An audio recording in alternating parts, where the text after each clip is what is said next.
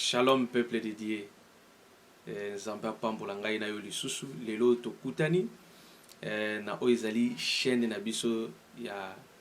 télévision na YouTube, chaîne ya Christ Emmanuel TV. À partir d'aujourd'hui, désormais, Facebook tokobanda kozwa mais mingi penza contenu pe ba minute ebele auto temps ebele ya ko partager ozali lo banzamba à partir ya TV ya canal ya YouTube ya Christ Emmanuel TV. Donc nzamba apambola ngai na yo na ngambo oyo mosali na nzambe mo kengeli bampate na Yesu Masia o Yesu apesa biso na ngolu na ye loto Yesu surtout partager concernant ya bomo yekulusu po yeba ngai na yo oyo to perdaki vie na Eden na sima koko wa balayam Adam kosumuka tozongelaki yango lisusu na ngolu na nzambe na jela na ekulusu siko lelo tokomona na oyo ezali mokanda ya Exode 17 makambo moko kitoko ezoko monishama awa likambo nini ezoko monishama awa nzambe azosunga ngai na yo tokomona molimo mosanta yoko interpeller biso Exode 17 à partir à 9 yona ndako okotanga matati na 16 awa liloba na nzambe lobi boye na tangi na kombo na Jésus Christ Masia bongo Mose alobi na Josué pona bato pe lobi na tongo kende kobunda na ba Amalekite ngai na kokende kotelema na songe na ngomba to likolo na ngomba na kosimba njete na nzambe na loboko na ngai to kangali lobobie na kosimba njete na nzambe na loboko na ngai to en l'autre terme nazali komata na ngomba na Golgotha pona telemisa ekulusu na Yesu Masia. Oh alléluia. Bana Israël babimi na Egypte bazokende vers terre promise esika oyo nzambe alakaki bango mboka oyo esika mana na lie na miluke na le ekoyaka ekulaka mais na marche na bango bazotambola bakutani na obstacle lolenge avant oyo bakutanaki na mer rouge ba Amalekite en réalité lelo bazanani na dimension spirituelle okomona Amalekite ezali ba problème oyo etungisaka ngai na yo na ngambo wana ndeko ozali Amalekite ekoki kozala malade problème na ndako na foyer santé ya bana ya yo to ya mobali to ya mwasi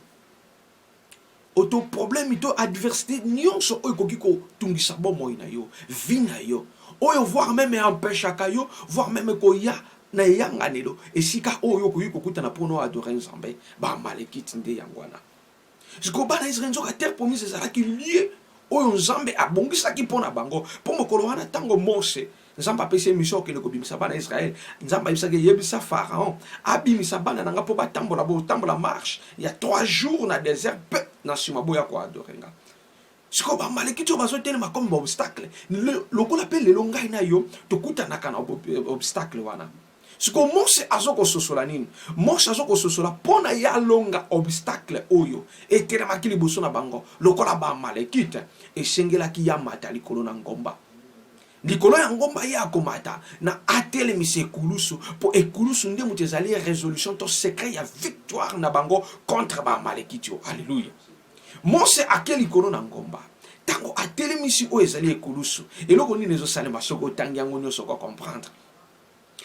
soki ekulusu otongete etelemi na maboko na Mose bana Israël balaki avantage soki kaka Mose maboko elembi bana Israël bakomaki na désavantage e kosenga Aaron na Hur oyo bamataki na Mose likolo na ngomba bazwa basimba maboko na Mose e kosala peke bango mpe balembi bazwi oyo ezali mabanga mpona kosoutenir oyo ezali loboko na Mose mosali na Nzambe.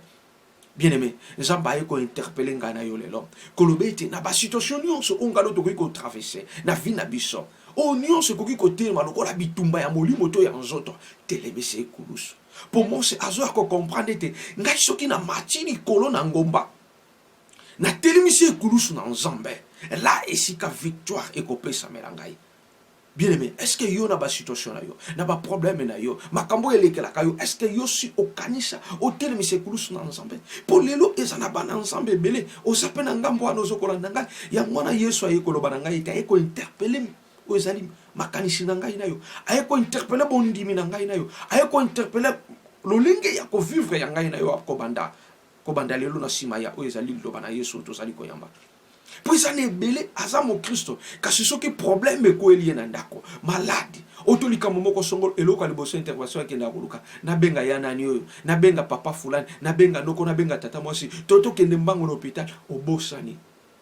Avant nyonso bien aimé telemisaka oyo ezali vie de prière telemisaka ekulusu condamné nyonso na ekulusu la esika yo kozwa réussite. Soki Mose azwaki kaka Joshua atindaki ye akende na basoldat mais aloba teke ya komata likolo ya ngomba to ye afanda ne na se ya tala bitumbana na mosika bana Israeli balinga bazwa victoire te. Mais Mose asosola ki ete yo pona basoldat kenende na se yo na se ndo kobunda mais ekulusu likolo oyo etelemi na ngomba nde moto ekodetermine victoire wana. C'est pour ça soki maboko Mose elembi bango bande ekozana na désavantage. Siko bien aimé yo na se po ozali kobunda est-ce que ekulusu ya Nzambe etelema likolo na yo ngai na yo biso a toza na Angola mais yo kuna esika ozali na bandi pesi oleka liboso ya consulat auto ambassade moko na ambassade nyonso ata eza na territoire étranger ya mboka na bango te mais na ambassade wana batelemisaka ezali drapeau po eloko nini ezosalema Mose na nsima kolonga oyo ezali bitumba oyo nyonso abengaki Nzambe na kombo ya Jehovah Nissi. Jehovah Nissi elingi olakisa ete Nzambe azali drapeau na ngai. Oh Jésus Christ de Nazareth, pona nini Mose azoloba Nzambe azali drapeau na ye to Nzambe azali drapeau ya bana Israël. Mose abimi na Egypte to tango akimaki na âge ya 40 ans. Moïse eloko nini ezosalema Moïse azalaki soldat pono yo soki oza prince na tango akala ba prince nyonso bazalaki doté na capacité technique militaire pona koyeba ko neutraliser ezali monguna pe ba prince nyonso bandai ko conquérir o ezali mabele pona o ezali royaume na bango. Mose na âge ya 40 ans azalaki dans l'homme fait. N'habite sur dans le malamu pour français et yaka bon comprendre. Mose azalaki de moto o ya salama na 40 ans moto o na maturité pe nyonso ezalaki ne complet. Mose comme soldat a conquérir qui peut ezalaki ba territoire mosusu pona tango wana Égypte ezalaki grande puissance. Mose ayebi ete tango bande ko conquérir mabele wana oya motu ya pona bango ezalaki batia o ezali elembo ya royaume o ezali ya égyptienne. Sikoyo Mose azoko sosele ete tango azo benga Nzambe Jehovah Nissi Mose azoko sosele ete Nzambe nde muta za drapeau na o ezali ezoko pesa victoire po Nzambe nde muta conquérir o ezali mabele wana Nzambe nde mutu azui o ya pesi bango victoire na o gloire yango bien aimé telemise ekulusu na bobo na yo na santé na yo na ndako na yo na foyer na yo na mosala na yo na vie na yo nyonso telemisaka ekulusu esengeli ezalelaka yo tango nyonso ekulusu esengeli ezalaka na yo na monoko bomo ekulusu esengeli tambolaka na yo tango nyonso. Pour Mose azoko sosole ete victoire autozui euti pa na biso te pe yebelo komo bien aimé tango ekulusu na Nzambe etelemaka pona konégocier te ekulusu na Nzambe tango etelemaka pona kopesa sentence favorable na bato bazali na ngambo ya Nzambe pe contre pona bato bazali kotelemela bino. Nzambe azoloba pa Mose sala rapport liboso na Josué ya combat oyo nyonso ndenge eleki pe nga na ko exterminer ba malekite mokolo wana na mokanda ya 1 Samuel tango Nzambe azoko pona azoko wendre ezali roi Saul moko ya ba mission ya bandeli ya oyo ezali ya royaume na ye ezalaki akene ko exterminer ezalaki ba malekite oyebi yango malamu a exterminaki bango eloko ni ezosalema tango yo ozotelemisa ekulusu na Yesu ekokende ko exterminer voire même oyo etikalaki na passé oyo nyonso ekangamaki ezalaki lié na oyo ezali lasu nde tolobaka na portugais na balien familial Nzambe akokende kobuka yango mpe na futur oyo elingaki komeka kotelema Nzambe akokende kobuka yango po ete ekulusu ntango etelemaka yaka mpona kosala libération totale. Soki ngai na yo lelo il y a des fois bien, il y a des fois mabe, il y a des fois na une victoire, il y a des fois na kwei bien aimé. Est-ce que ekulusu ya Yesu etelema na bango ina yo penza yo placer ekulusu na Yesu likolo ya ngomba po Dawidi azo comprendre loko moko alobi na netoli to na tomboli miso na ngali likolo na ngomba kosunga nange kuuta wapi azo comprendre te kosunga na ye ekuuta par Nzambe asala likolo na se mais kosunga na fuatele misango wapi likolo na ngomba Dans la dimension prophétique, dans la dimension spirituelle, oyo basali na nzambo bazalaki nango. Yango lelo Yesu aye ko interpeller ngai na yo bien-aimé. Telemisa ekulusu na Yesu. Na bomoi na yo, na ndako na yo, na vie na yo, na nyonso oyo yo. Telemisa ekulusu na Yesu.